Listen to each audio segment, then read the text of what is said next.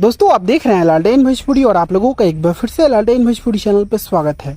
दोस्तों खेसारी लाल यादव का जब से अखिलेश कश्यप जी की म्यूजिक कंपनी से बोलबम सॉन्ग आया है, अखिलेश कश्यप जी पूरा कोशिश कर रहे हैं कि इस गाने को इंस्टाग्राम रील्स पे वायरल किया जाए।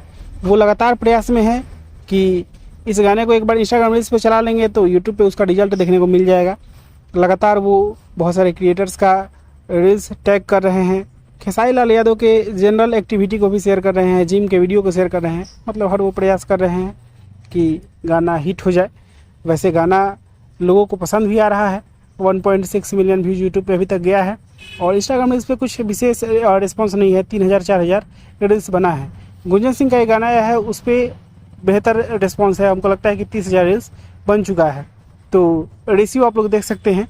हालांकि गाना अच्छा होगा तो चलेगा और आप लोगों को पसंद भी आ रहा है ये गाना, ये अच्छा का बात है। तो आप लोग ऐसा ही सुनते रहिए। और क्या आप लोगों को गाना का लिरिक्स और म्यूजिक पसंद आया है, कमेंट बॉक्स में जोर से बताइएगा। बाकी मैं मिलूंगा आप लोगों से नए वीडियो में। तब तक के लिए जय हिंद, जय भोजपुरी।